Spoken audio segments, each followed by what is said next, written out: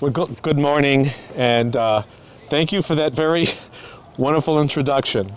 So I'm here both as a fellow human being and not just Parks Commissioner, and really want to talk about what we are here to talk about today about reconciliation and transformation. Thank you for the Harlem Wellness Center for holding this Speaker's Corner.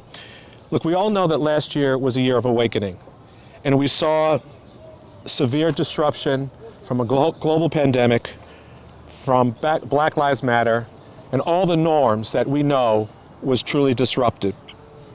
We learned about what trauma was about from the lockdown, but also from generational trauma, from institutional and systemic racism that could no longer be overlooked. Our public realm changed. There were people out there experiencing that trauma, but protesting about what was happening here in our country, knowing that things had to change. And it challenged all of us as BIPOC leaders to not just represent and reflect, but to use our positions of power to make change. And as a Black commissioner, I felt that challenge and wanted to make sure that there was something I can do in a position of power to address this disruption and generational pain and trauma we were all feeling. It was really after the death of George Floyd that we all felt the trauma of witnessing a Black man being murdered right before our very eyes. That same day, earlier that day, Christian Cooper was confronted by a woman in Central Park who was walking her dog, and that video went viral, but it was awful what men of color had to experience. And here was a birder just trying to enjoy the outdoors, and someone literally was lying on the phone to the police, and gracefully nothing bad happened. But that showed us exactly how someone of privilege could put someone's life in danger. All of us said, I included, said, enough is enough. I want to do something for my staff, and all the allies and so-called allies started calling me to ask, what can we do? It was well-intentioned, but I said, that's the wrong question. It's not what can you do, but you should be asking us, how do we feel?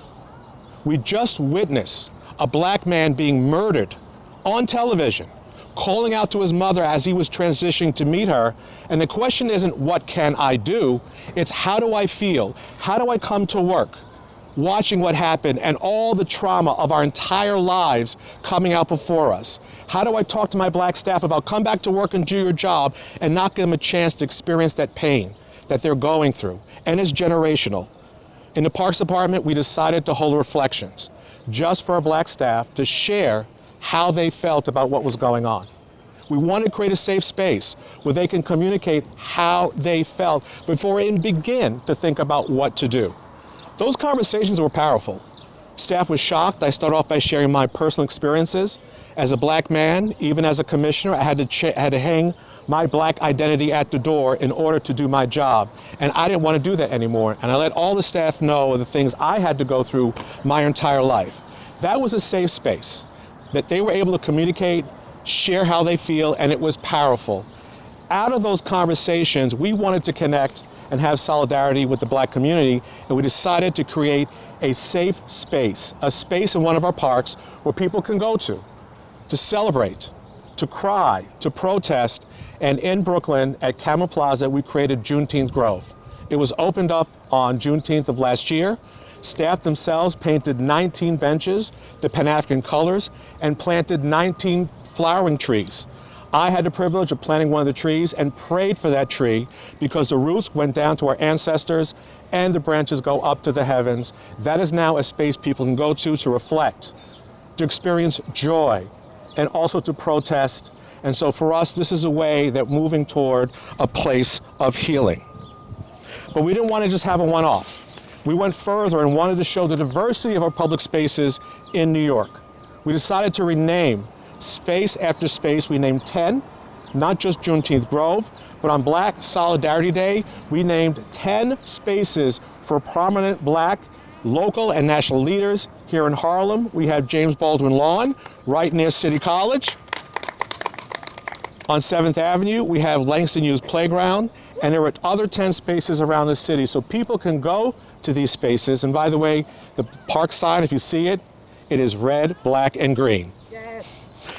We wanted to tell the story. of New Yorkers so people feel welcome in their public spaces. But like I said, it's not just a one-off. After we do the next round on Juneteenth, we're now going to move on to the BIPOC community because there are people who are indigenous, Latinx, also need to be recognized in our public spaces. So after this June, we're going to do another round to make sure the spaces in New York reflect the diversity of our city because everyone's story needs to be told. We also realized there are parks during COVID, and even Black Lives Matter became sanctuaries of sanity. This is where people go to get centered, to find peace, to heal. And I want to applaud our park workers from day one. Parks were essential, our park workers were essential because we knew everything was shut down, but our parks remained open. And it became that place where people can go, not just to get vitamin D, but to heal themselves, to experience joy of public space. And so we had to make sure that as you reflect and heal, the green oasis that people come to is where you can get that joy and relief. But then we wanted to double down on this term called diversity, equity, inclusion, and access. Everybody now has it on their mission statement, and I'm being asked to kind of weigh in to help these boards move in a new direction. And I have to tell them, diversity, equity, and inclusion is not something you do. It's who you are. Equity is about fairness. Inclusion is about being welcoming. Access is about removing barriers. And if that's not within you, it's not something you do, it's who you are. I'll give an example. Welcoming to all. In 2017, parks had signs that said no loitering in a park. Now I want to stop for a second. The word loitering means to sit or stand idly by with no apparent purpose. So we can't Newsflash, newsflash. That's what you do in a park. So in 2017, we removed the word no loitering in our parks so it could be welcoming. Because if you're a black or brown teenager, that word could be weaponized and say, you need to leave. We want people to enjoy our public spaces. So in the Bronx, the Parks Department held an art project targeted to young people in the Bronx, teenagers, and it was called the Yes Loitering Project, to encourage people and teenagers how we can welcome them into our public spaces because we know the healing power of parks and all are welcome. If you want to be inclusive, it's not something you do, it's who you are. Remove those rules that make people feel unwelcome in our public space. In terms of equity, when I became commissioner, many communities were neglected from having quality parks. And I was determined that those communities that were neglected got their fair share and quality parks. Made sure, for example, that building used to be painted a weird color. We now have it dignified, respectful, cool pools. If you've seen them throughout the city, our municipal pools were not pleasant places to go. We transformed them to be cool pools. We want to cool people down, but also be cool. And so we called it the Cool Pools Initiative, and that now people are calling the resort, near all public housing. We want to give dignity and respect and welcoming public spaces. We have another program called Parks Without Borders to remove rules and barriers to our public spaces. We're taking down fences, we're lowering fences, we're opening it up, and the message is we want you to be welcome. We want to remove the barriers so people feel safe, welcome in their public spaces.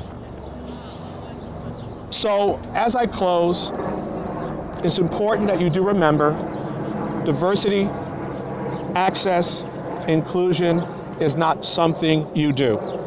And now I'm going to various colleges, speaking to the young emerging professionals so they learn early how to be and not act diversity, equity, inclusion, because a lot of companies are doing it. They have it on all their websites. I don't want it to be superficial. It has to be real. You can't just hire a diversity officer. You can't just create a diversity office. All the leadership, the boards have to embrace this as a value so that they can truly, truly, truly implement change. So with that, I want to thank you all. I'm very pleased that as Parks Commissioner, we can create these great spaces for both personal reconciliation, transformation, and reflection. And I'm very excited to speak to all of you today, and hopefully some of my words will stay with you and you can share them with others. Thank you all very much. We love you! I love you back.